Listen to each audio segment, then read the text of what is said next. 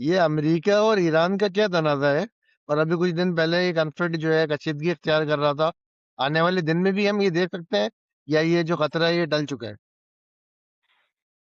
अच्छा, अमेरिका का और ईरान का डायरेक्टली तो देखो कोई ऐसा डायरेक्ट तनाज़ा नहीं है। अगर आप इज़राइल की इक्वेशन निकाल देते हो, तो एक नेतन्याहू की एक ख्वाहिश है कि 2026 में एक इलेक्शन उनका आ रहा है, तो he wanted to go into that election with some kind of achievement and trophy. और उसके लिए उन्हें किसी न किसी किस्म की एक छोटी-मोटी कोई ट्रॉफी विक्ट्री उनको चाहिए और ईरान उनको एक बेस्ट ऑप्शन नज़र आता है। हालाँकि मुझे लगता है कि वो ईरान के ऊपर एक जंग स्टार्ट भी हो जाए तब भी वो इलेक्शन वो नहीं जीत पाएँगे। अब आ जाते हैं कि अमेरिका का और ईरान का असल में झगड़ा है डायरेक्टली एक हिस्ट्री तो है, लेकिन किसी किस्म का कोई खतरा नहीं है। अब यहाँ पर ये आखिर तक जो है ये यहाँ पर प्रेसिडेंट ट्रम्प ने जब तक कॉल बैक वापस नहीं लिया, तो एक लोगों को का एक ये भी आया था कि शायद कोई ये ब्लफ था कि 2 दिन पहले तक जो है जंग का और अपने ट्रूप्स जो है वो वहाँ से निकलवा दिए थे कतर से और बहरी बिल्कुल। बेड़ा जो है वो आगे तक चला गया था। तो मैं एक चीज़ बता दूँ, देखिए ये 2 राय हैं कि खाली ब्लफ था, लेकिन ये ब्लफ नहीं था। कोई भी अपने ट्रूप्स इतने सीरियस तरीके से अमेरिका की जो सबसे बड़ी बेस है मिडल ईस्ट में, कतर में, वो इस तरह नहीं निकलवाते। तो वो एक सीरियस हद तक एक चीज़ आगे तक चली गई थी, लेकिन प्रेज़िडेंट ट्रम्प की जो टीम है, उन्होंने भी जो वॉर के अगेंस्ट हैं, उन्होंने भी एडवाइस नहीं किया और अमेरिका में भी इसके कोई पॉपुलर एक्शन नहीं है यहाँ पर। मागा तो बिल्कुल ही इसके अगेंस्ट है। मेक अमेरिका ग्रेट एक कैंपेन जो है, वो तो बिल्कुल इस चीज़ को पसंद नहीं करती। क्योंकि अमेरिका में देखें ऑलरेडी प्रेज़िडेंट ट्रम्प के पास बहुत सारे इश्यूज़ यहाँ पर खुले हुए हैं। तो जहाँ तक अटैक करने का बात था, आखिर तक यस वो एक कॉल बैक वापस ली गई because president Trump he wanted a very precise solution just like Venezuela. और वो जो वेनेजुएला का जो एक सॉल्यूशन है, वो देखें हर कंट्री के ऊपर अप्लाई नहीं होता। Iran is a big country, एक उनकी पूरी एक मिलिट्री बेस है, उनकी एक बहुत ही स्ट्रॉन्ग उनका मिसाइल सिस्टम है, जो कि मुझे लगता है कि इंडिया से भी और पाकिस्तान से भी बहुत ज़्यादा स्ट्रॉन्ग है। तो इस तरह की कंट्री के ऊपर आप अटैक कर देंगे तो ऑफ कोर्स रिटेलिएशन होगा। दूसरा मिडल ईस्ट का भी मुझे लगता है कि जो लोगों ने काफ़ी सारे डिफेंस एनालिस्ट ने बात करी है, जिसमें सऊदी अरब, कतर और यूएई, वहाँ की भी जो एक लीडरशिप है, उसने भी इसको स्टॉप करवाने में एक रोल अदा किया है। देखें, आपको याद है कि लास्ट ईयर जो इज़राइल और ईरान की एक लिमिटेड एक वॉर स्टार्ट हो गई थी, जिसको प्रेसिडेंट ट्रम्प ने भी आखिर में एक ख़त्म करवा दिया। ठीक है, जो भी एक अंडरस्टैंडिंग हुई थी, लेकिन आपने देखा था उसमें लास्ट में ईरान ने कतर पर जो है ना वो एक एयरबेस पर हमला किया था अमेरिका की, लेकिन वो थी तो कतर के अंदर ही।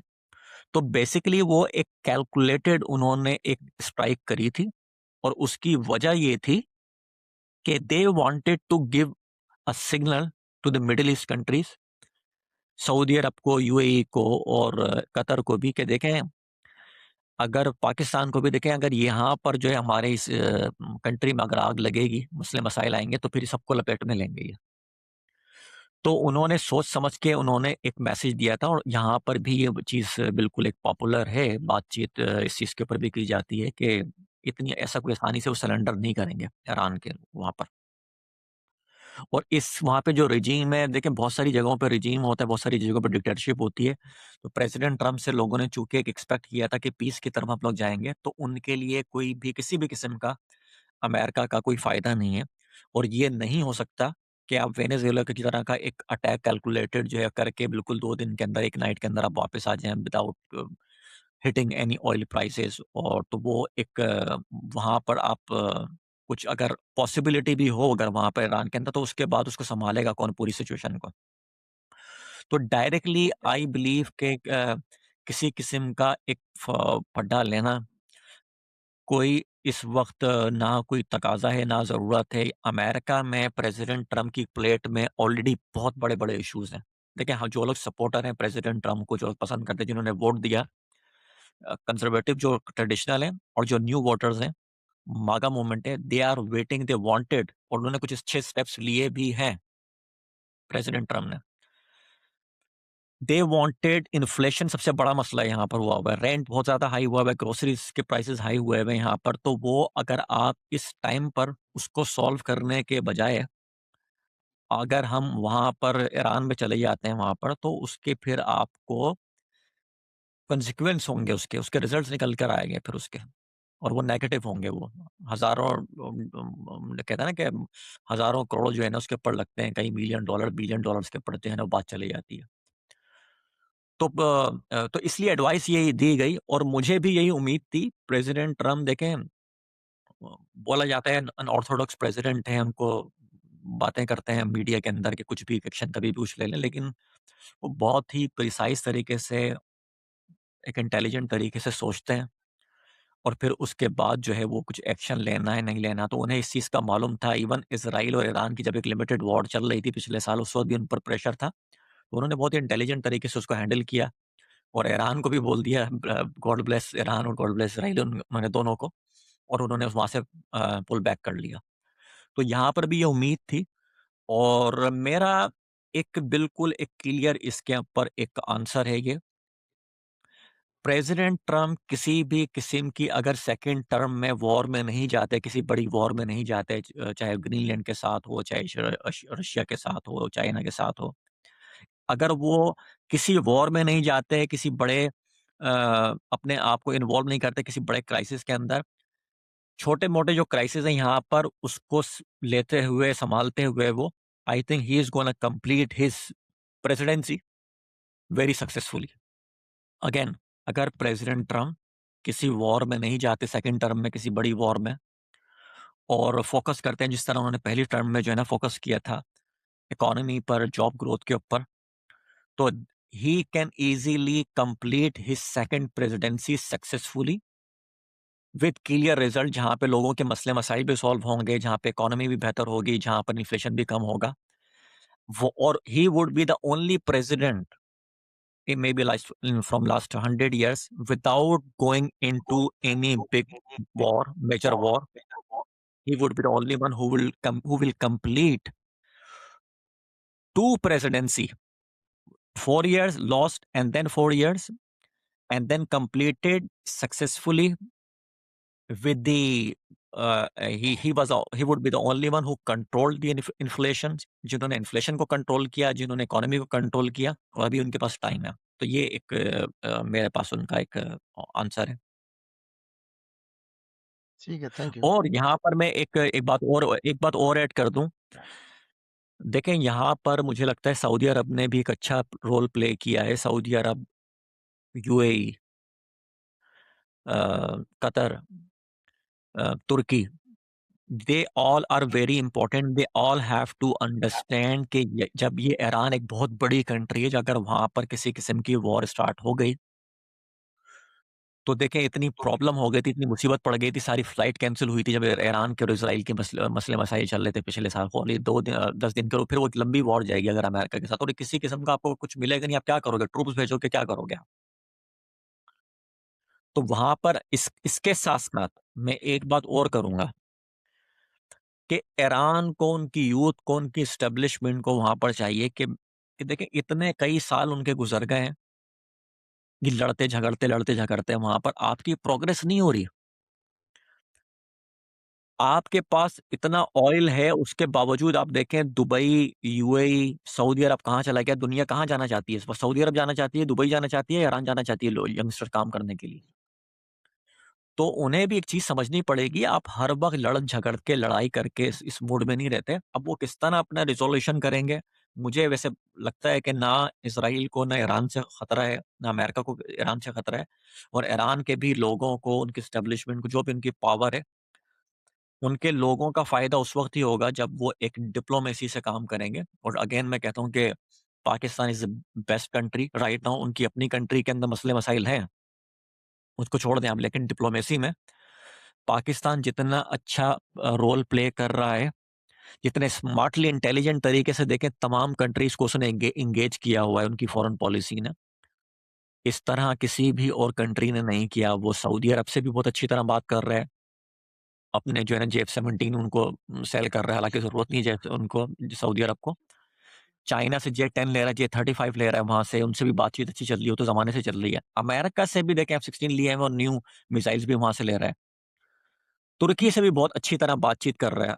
अब वो इंटरनली पाकिस्तान के इश्यूज़ हैं जो अलग हैं वो ठीक है, I am just talking about foreign policy. तो इस वक़्त ईरान को सबक सीखना चाहिए पाकिस्तान से और बहुत सारी कंट्रीज़ को कि अपनी फॉरेन पॉलिसीज़ को किस तरह बेहतर करें। आप हर वक़्त लड़ाई के मूड में नहीं रहते, लोगों को एक टाइम के बाद उन्हें एक सॉल्यूशन, एक स्टेबिलिटी रिक्वायर्ड होती है। अच्छा ये बताइएगा कि जो रज़ा पहलवी हैं, जो शाह ऑफ ईरान के बेटे हैं, तो उनको किस तरीके से देखते हैं कि अगर रिजीम चेंज होता है ईरान में, तो वो क्या अ, उनको लीड करते हुए देखते हैं या इंटरनली कोई लीडरशिप जो है इवॉल्व होगी? नहीं, मैं आपको ये बताऊँ कि यहाँ पर भी लोगों को मालूम हुआ, इवन प्रेसिडेंट ट्रम्प को भी, और वो भी कोई इतना काबिल नहीं समझते। He is not popular over there. तो ये बहुत इम्पोर्टेंट, जब कोई बहुत बड़ी कंट्री होती है, उस लीडर की पॉपुलैरिटी बहुत इम्पोर्टेंट होती है। तो वहाँ पे बताया जाता है, कुछ लोगों से बना भी करते हैं, वेरी, वेरी लिटिल। तो इसका मतलब हरगिज़ ये नहीं है, जो रिजीम है, जो करंट जो उनका सिस्टम है, लीडरशिप है, वो पूरा ईरान जो है वो खुश है उससे। और लेकिन हाँ, कंपैरेटिवली ये जो शाह ईरान के जो बेटे हैं उनसे, उनका तो कुछ वहाँ कोई मुकाबला नहीं है।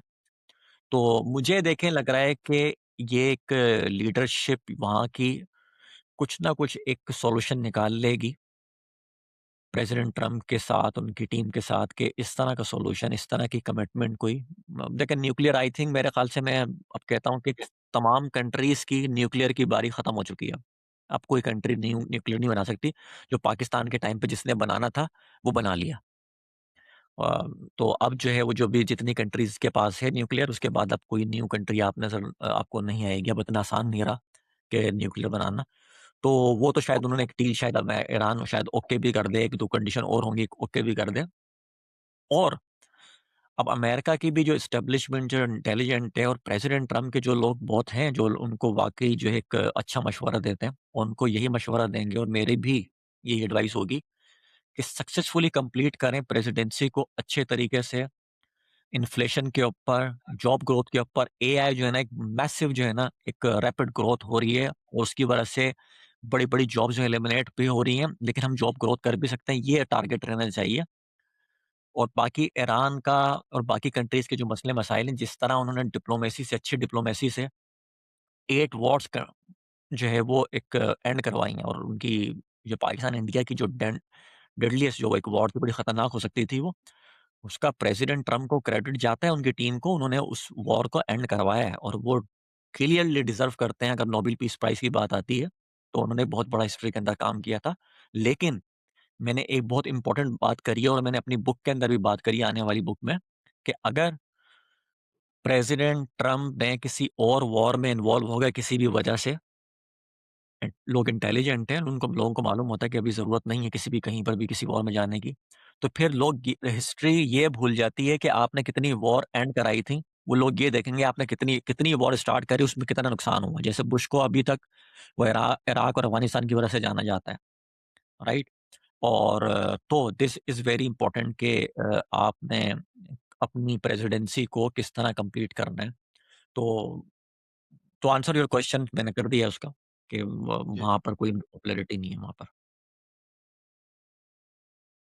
अच्छा एक और चीज़ ये है कि पाकिस्तान में जेफ-17 की जो है, वो काफ़ी डील्स जो है सामने आ रही है और तकरीबन $12 बिलियन की एक्सपेक्टेड सेल्स हैं। इंडोनेशिया से भी है, इवन नाइजीरिया से भी सुनने में आ रहा है। तो उसके हवाले से जो है वो आप कुछ बताएँगे कि जो है हमारी क्या प्रोडक्शन कैपेसिटी है? क्या और ये है कि इवन सऊदीया को भी जो है वो हमने दी है।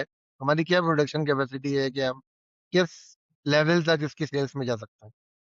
यार पाकिस्तान ने तो ना अभी इस वक़्त ये हाल किया हुआ है कि भाई जिसका हमारे ऊपर कर्ज़ा है हमसे जेफ-17 ले ले और हमारा कर्ज़ा माफ़ कर दे। तो देखिए जेफ-17 थंडर ब्लॉक 3 है तो एक ना एक 4th जनरेशन स्ट्रॉन्ग का जो है वो एक जेट है। अब ये आ जाता है कि पाकिस्तान जो इतनी सारी डील कर रहा है, क्या ये एक ब्लफ चल रहा है? क्या वाक़ई इससे कुछ मिल रहा है?